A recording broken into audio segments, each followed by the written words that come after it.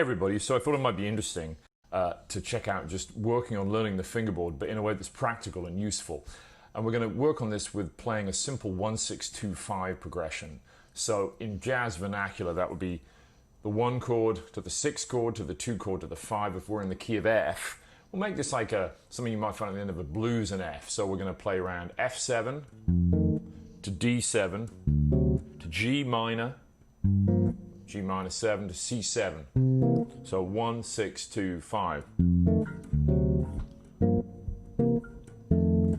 Now, you'll find that at the end of many standards as well, and often it can be the introduction to a tune. And a tune like George Gershwin's I Got Rhythm is based on a turnaround. You know, the whole tune really works like that.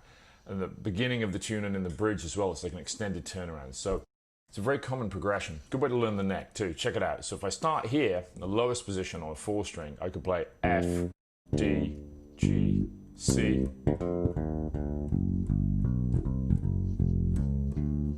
If I start here,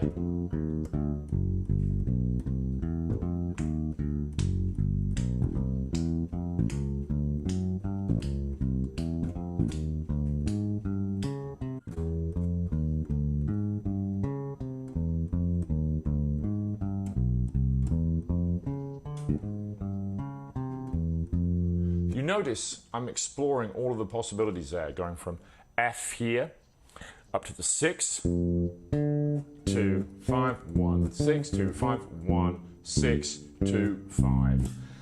Every route available to me, right? Started off down here. I could even use open strings. So check out, start on the low F.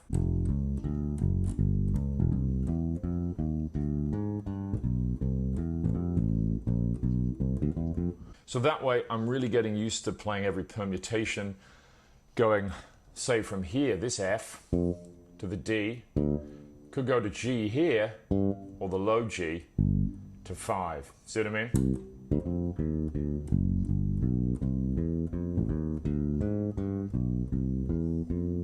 Really useful, because you're starting to learn the neck, what's under your hand, but you're actually playing like a simple walking line too. And the basic technique I'm using for the walking line, because we've got 2 chords per bar, if we're thinking 1, 2, 3, 4, right? I'm using this chromatic approach idea from either above by a half step or below the root of the ensuing chord, right? So we're capturing the roots on 1 and 3, and on 2 and 4, the weak beats, even though we feel that groove on 2 and 4, are where we put the chromatic approach, like from above, right? Or from below. See what I mean? Do that here. Right? And from here. So that's another variation. Then you can alternate them from above, go below, above, right? See what I mean? Stops it getting too repetitive. Then you move to a different position. In some positions, you won't be able to play all of them from above or below. You'll find that, but do what you can with that, you know? You work all the way up the neck. We were here, actually, when I stopped and gave you that long talking explanation. So move to here, second finger on F. Really useful, so many different permutations in each position. Makes you think, and if you speed up the tempo, it gets more challenging. And of course, do that in every key.